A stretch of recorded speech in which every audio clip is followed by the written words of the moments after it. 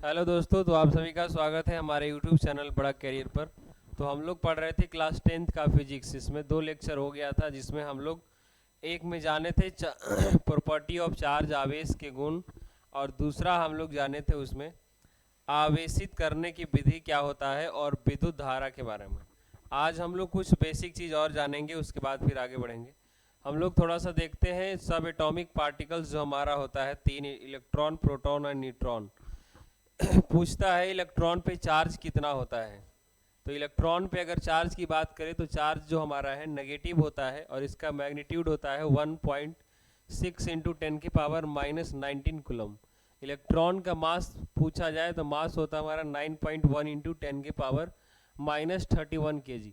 Proton का charge हो गया +1.6 इंटू 10⁻⁻19 कूलम हो गया। मास हमारा होता है 1.67 इंटू 10⁻⁻27 kg। न्यूट्रॉन पर जो चार्ज है वो जीरो होता है, यानी न्यूट्रॉन पे कोई भी चार्ज नहीं होता है। न्यूट्रॉन का मास प्रोटॉन के मास के बराबर होता है, दोनों आपस में बराबर होते हैं। तो ये कभी कभी पूछ देता है, इसको भी आप लोग ध्यान में रखिएगा। अब हम लोग आते हैं अपना टॉपिक पर, और आज हम लोग पढ़ने वाले हैं, हम लोग पढ़ लिए थे विद्युत धारा। आज हम लोग पढ़ेंगे विद्युतीय विभव क्या है। विद्युतीय विभव क्या है,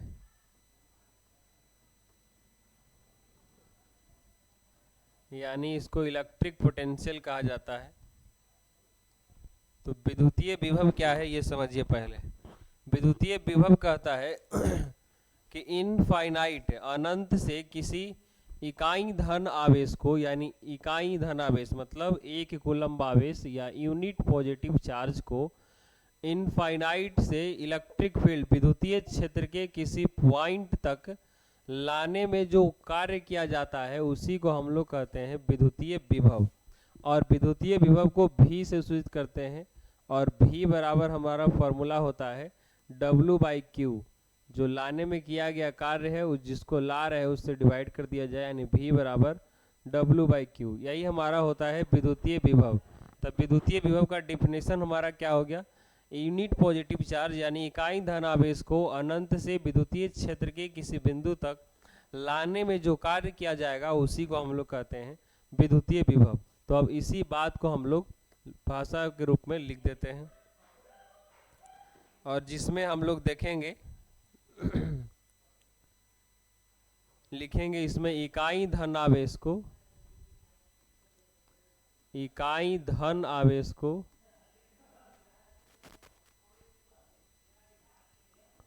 धन आवेश को अनंत से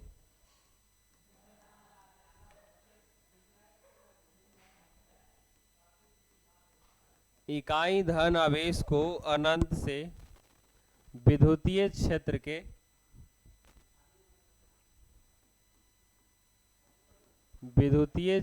के किसी बिंदु तक लाने में जो कार्य किया जाता है, जो कार्य किया जाता है उसे उस बिंदु का विद्युतीय विभव कहते हैं। विद्युतीय विभव कहते हैं। मतलब V बराबर हमारा फॉर्मूला हो गया W/Q। तो ये बात आप लोग ध्यान में रखिएगा कि विद्युतीय विभव होता क्या है। अब हम थोड़ा सा और बात कर लेते हैं विद्युतीय विभव के बारे में। विद्युतीय विभव हमारा जो है इसे भी से सूचित किया जाता है, भी से सूचित करते हैं या किया जाता है। तो ये हमारा हो गया विद्युतीय विभव का। यह एक जो है अदिश राशि है। विद्युतीय विभव जो हमारा है यह एक अदिश राशि है, यह एक अदिश राशि है, यानी केवल मैग्नीट्यूड होता है। यह एक अदिश राशि है। इसका एसआई मात्रक का अगर बात किया जाए एसआई मात्रक क्या होता है, तो एसआई मात्रक तो V बराबर W/Q होता है, यानी W का जूल हो गया और Q का कूलम हो गया, तो ये आ गया जूल पर कूलम, जूल पर कूलम आ गया। या फिर हम इसको वोल्ट भी कह सकते हैं, इसका यूनिट वोल्ट भी होता है। विद्युतीय विभव का ऐसा यूनिट क्या होता है, वोल्ट या जूल पर कूलम। तो ऐसा यूनिट आप ध्यान रखिएगा, इससे ज़्यादा विद्युतीय विभव में और कुछ नहीं है पूछा जाएगा। जो टेंथ में इतना ही पूछ सकता है, विद्युतीय विभव का परिभाषा लिखिए, उसका फॉर्मूला जानिए और ये सब अदिश राशि है भी सूचित करते हैं। और एसआई मात्रक पूछा जाएगा, एसआई मात्रक को अलग अलग तरीके से लिख सकता है, जूल पर कूलम ऐसे लिख सकते हैं, ऐसे आप लिख दीजिए, या इसी को हम लोग वोल्ट कहते हैं। तो इसका 2 यूनिट हो गया जूल पर कूलम और एक हो गया वोल्ट। तो ये है विद्युतीय विभव। अब इसी से रिलेटेड एक और टॉपिक है विभवांतर।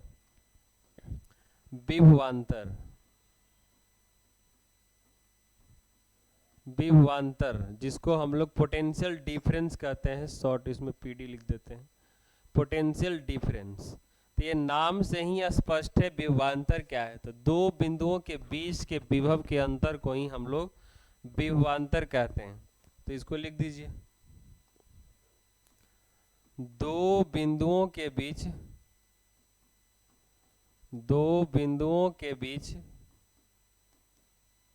के विभव के अंतर को विभवांतर कहते हैं। इसका भी यूनिट वही होता है वोल्ट। इसका ऐसा यूनिट पूछा जाए, मात्रक पूछा जाए, तो इसका भी मात्रक होता है वोल्ट। तो बस ये याद रखना है आपको विभवांतर के बारे में, और फॉर्मूला याद रखना है V बराबर W/Q। अब एक सवाल और बोर्ड बार बार पूछता है कि हमारा जो है विभवांतर तो हो गया 1 वोल्ट को परिभाषित करें। जिस तरीके से 1 एम्पियर को परिभाषित किए थे, 1 वोल्ट को परिभाषित करना है। ये कैसे परिभाषित होगा वो सोचिए। 1 वोल्ट कब आएगा, तो हम लोग जानते हैं फॉर्मूला V बराबर W/Q, यानी ये 1 वोल्ट आना चाहिए। तो ये 1 वोल्ट कब आएगा, जब हम 1 कूलम आवेश को लाने में अगर 1 जूल खर्च होता है, तो उसी को हम क्या कहेंगे 1 वोल्ट कहेंगे। तो इसको हम लिखेंगे कि यदि इकाई धन आवेश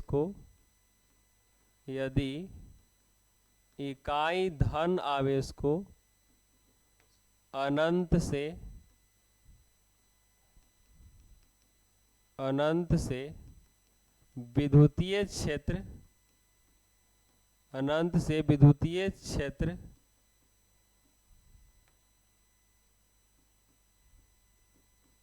विद्युतीय क्षेत्र के किसी बिंदु तक लाने में किया गया कार्य 1 जूल हो तो उसे 1 वोल्ट कहते हैं। तो उसे क्या कहा जाएगा, 1 वोल्ट कहा जाएगा। अगर 1 यूनिट पॉजिटिव चार्ज को ला रहे हैं और उसको लाने में हमारे द्वारा किया गया कार्य अगर 1 वोल्ट हो जाए, तो वही कहलाएगा हमारा 1 कूलम, 1 वोल्ट कहलाएगा। ये सब तो हम लोग पढ़ लिए हैं पहले से ही। तो ये हमारा हुआ विभवांतर, इस टॉपिक में ख़त्म। नेक्स्ट टॉपिक में हम लोग बात करते हैं विद्युत परिपथ के बारे में, कि विद्युत परिपथ क्या है। वो भी एक आसान टॉपिक है, तुरंत बात करते हैं। तब तक आप इसको देखिए।